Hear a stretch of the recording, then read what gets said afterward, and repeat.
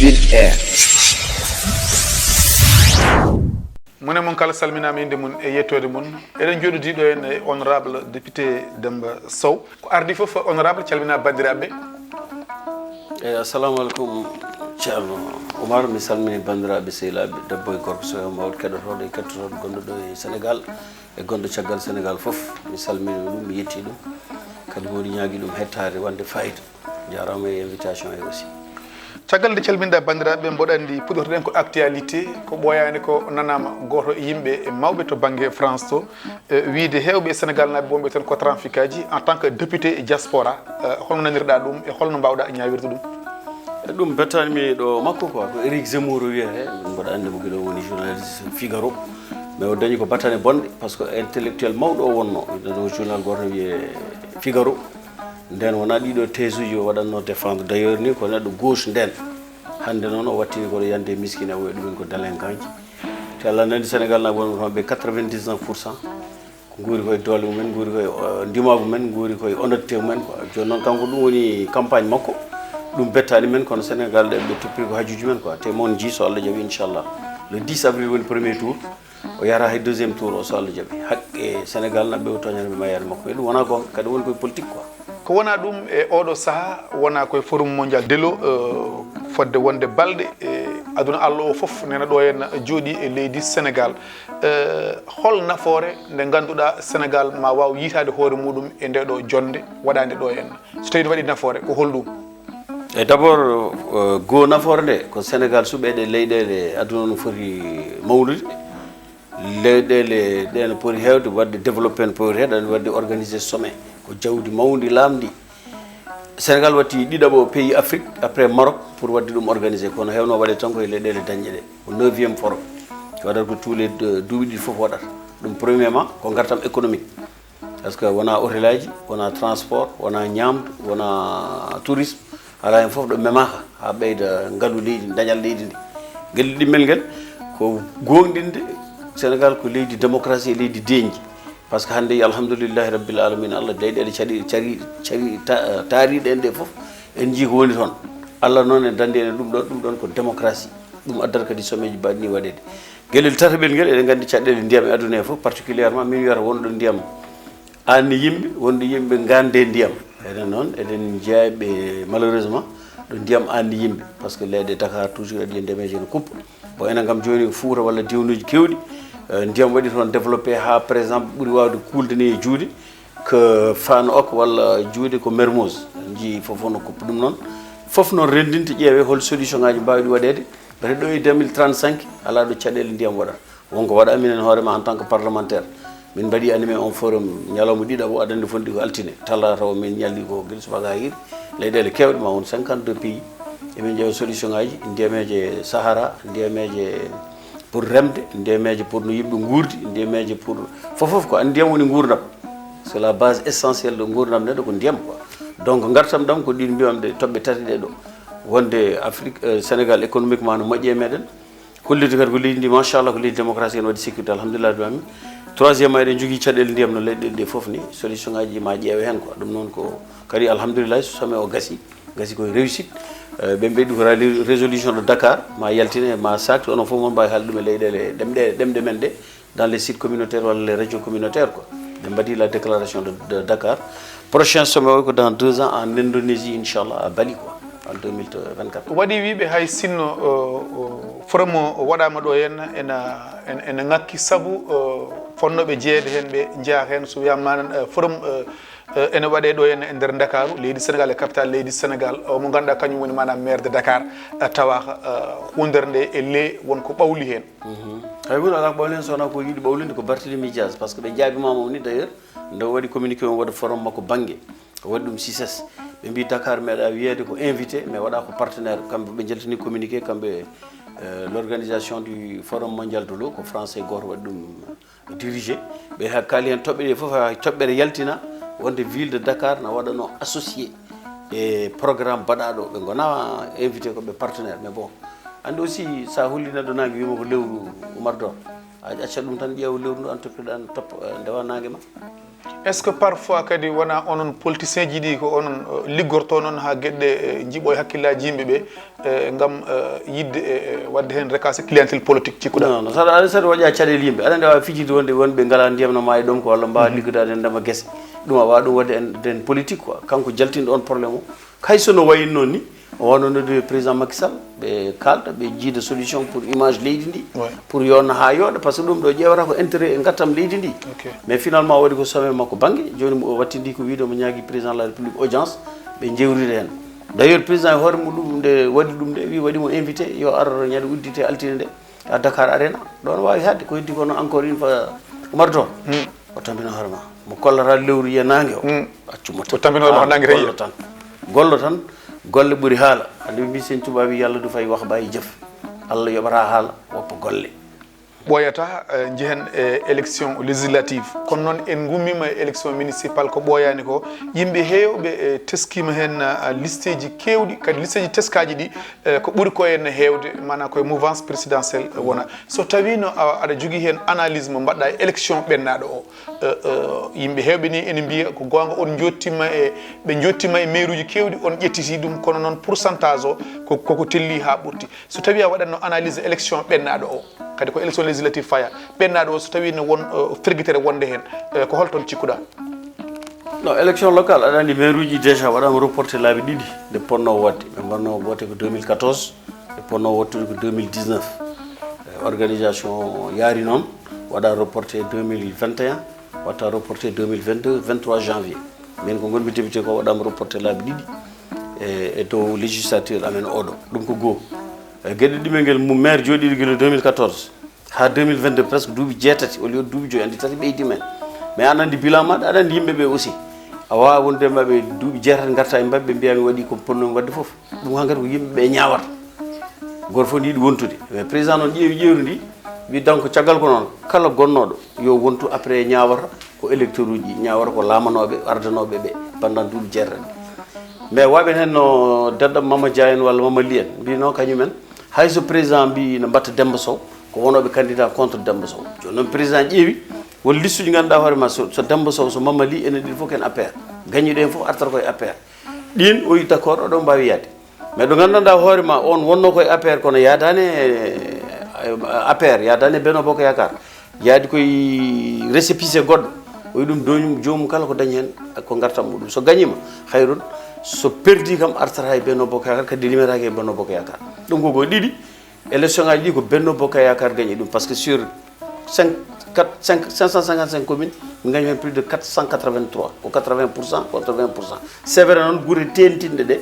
wona min perdi no président wirni par ce que min meeɗa gañade min meeɗa gañade Dakar min meeɗa gañade Thiès min meeɗa gañade Ziguinchor min meeɗa gañade Diourbel min meeɗa gañade Guédiawaye bon c'est vrai Guédiawaye on a perdu ko Aliou Sall wonno ɗon donc so wiyama Benno Bokk Yakar perdi ɗaɗo koye perdata koko gañi non on n'a pas perdu mais min meeɗa ɗon gañade analyse président ko on woni analyse mais pourcentage mon jippima no fewi pas no fewi on a plus de 84% et 16% ɓe dañi ɗum c'est des faits so limama hande guure ɗemin joguino min perdani ɗemin meeɗa jogade min gañima c'est vrai noon ko guure mawɗe no mbiyamami ko ɗum tan communication o ƴettata par ce que min goni koye communication c'est vrai Dakar c'est une grande ville Thiès c'est une grande ville Kaolack c'est une grande ville Ziguinchor c'est une grande ville mais commune aji kewɗi ko Benno Bokk Yakar kadi Rufisque c'est une kadi mi haalama won guure ɗe liste uji goɗɗi ɗi gañi ɓen hannde garta e APR mboɗo wawi limantemi ko wayno par exemple Sangalkam Oumar Gueye c'était un maire ɓe fof cikkanno ko o gañon mais o fiyama piiɗo mo ko jeune no wiye Pape Sow mbaɗa andi ɗum no gandirmami ni Pape Sow ko surnom makko wiyete ko Alpha Bocar Xumma o woni ko Kër Ndiaye ɗo mais ɓen fof ko militant ji APR gonno ma yi Sangalkam joni artata koye Limore Benno Bokk Yakar e guure keɗɗe ɗe mbayi noon dans le Fouladou won guure gañaɗe toon liste uji goɗɗi ɓen garte Benno Bokk Yakar Tengueji ma artoye Benno Bokk Yakar président woni koye ƴewrinade ɗum ɗon fof ɗum waɗi moni eɓɓade par ce que élection législative aussi date mum koko yonti ɗum waɗi fixa le 31 juillet 2022 heewɓe mbi ko jinno ko yo dirtine non wawa dirtine il faut respecter le calendrier républicain ko toon faya le 31 juillet 2022 koye élection législative faya e so tawi Allah lamɗo o newni kono haade men yettade ɗum caggal élection législative ene woodi ɓe joƴƴinta manan ko député ji so tawi a wiyanoma hannde holko woni gonga e gonga darde e député e nder leydi ko holɗum ko daranade adduɓe ma assemblée nationale ɓe commune baɗɗo mandat ji ɗi min joni par exemple komi député diaspora ko France naɓe gotanimi walla allemand naɓe walla belgique naɓe koye on département jeeya wiyete ko Europe du Nord ne ittata député o hayso France waɗima élire a wawa wonde France tan aɗa jooɗi toon ko ɗo loi ji ɗi gotete aɗa wawi ƴettude caɗele France an ɓe ɗon Allemagne naɓe fof gadda ɗumen ko ɗo wodete kadi député wawa jogade budget wiya mami fewnen woynu walla mami fewnen tali au contraire ministre garɗo fof noon ko ɗon député ay ɗo joni an kawɗo ko min joddi Alioune Ndoye le ministre de la pêche par ce que mbaɗa créé structure pour l' aquaculture mbeɗen wawa addude liɗɗi par ce que probléme liɗɗi kadi fuɗɗima wadde posé leydi he quoi sa darinoma ni ma yima ndew yaltata e salede donc goto foof haala caɗele diwan muɗum e département muɗum e yimɓe muɗum mais tigui rôle député tan ko ɗum ɗon député ko ƴettude caɗele diaspora naɓe par exemple bakki ɗum ɗo mbiya ha Demba sa hen ƴettina men ɗum ministre de la pêche ministre de l'agriculture ministre des affaires étrangères ministre du transport ministre de la santé par ce que ministre fof no jogui domaine mo yimɓeɓe mbawi safranede caɗele mumen ko ɗum woni rôle député tigui député dal ko lien hakkude laamu e peuple o par exemple joni aɗa andi bon yimɓe heɓe mbawa hawrude ministre comme ça min joni mi ƴettata doléance yimɓe mi haalana ministre de la pêche par ce que min ɓuuri weeɓede yiɗɗu men mi jogui ko mandat je suis élu mais ceux qui mo waɗiɓe mi élire ɓe ko ɓen tottatami mandat mbiya yettanomi ministre tel directeur général tel tawi ko woynu tawi ko transport tawi ko ambulance tawi ko éducation ko noon woni rôle de député mais noon e nder duuɓi joyi alhamdoulillahi rabbil alamin machallah mi yi rôle député tigui mais foti noon ko ɓeydede par ce que député ala budget Oumar mi becci kata ko min ngala emin jogui budget non député ne jogo probléme uji comme no mani fin du mois problème de loyer problème de transport problème de santé problème de fof mais rôle mum no foti ɓeydede ha population anda gurdam député mboɗo sikki bandiraɓe paami e kaddiroɗen koye le 31 juillet 2022 élection législative mbaɗowo kono ɗo yarate e caɗele mawɗe puɗɗima feeñde hen waɗi hewɓe wiɓe jaadani e parrainage mana biyaɗo saabu so tawi ɗum waɗama ko yidde hadde yimɓe hewɓe wadde participé e législatif o hono lirduɗon ɗum kadi on mbiyama parrainage o ko gonga ene foti wodde kono no Sénégal waɗirta ɗum ni rewani lawol hay CEDEAO wi on noon e holno lirduɗa ɗum bon CEDEAO ko ñaawi ko CEDEAO wawa ñawde constitution Sénégal ƴetta ɗum faw ɗum e dow constitution Sénégal ko avis hokkata hokki avis makko noon yaadani no lelnirani e no heɗori opposition no haaldiri il ne peut donner qu'un avis mais constitution o CEDEAO wawa lontade constitution Sénégal par ce que parrainage o wotama ɗo e assemblée nationale wiyoɓe hannde ngala hemɓe fof gooti ɗum en 2019 mbaɗi parrainage candidature présidentielle ɗo ɗo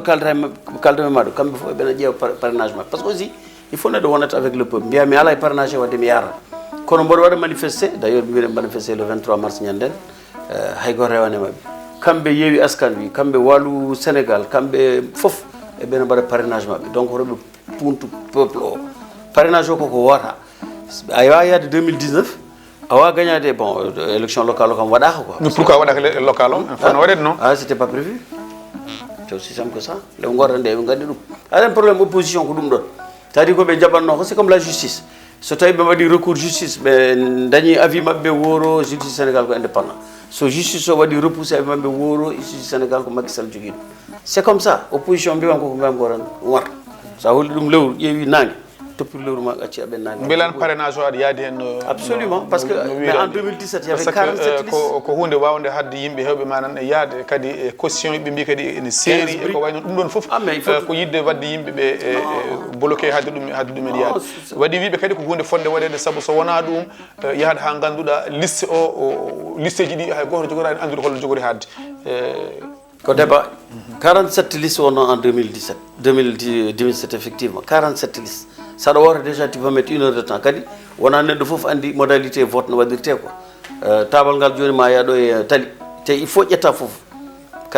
bulletin ngaji fof il faut ƴetta donc no wawi wadde troublé goo ɗiɗi démocratie wattan kono foti yarude démocratie wona anarchie démocratie wona liberté exagéré ko lawol waɗi quoi donc dans toutes les grandes démocraties mawɗi ɗi foof élection no wanni waɗira organisé kadi sa wiyama ɓe mbima ni yo waɗe neɗɗo ministère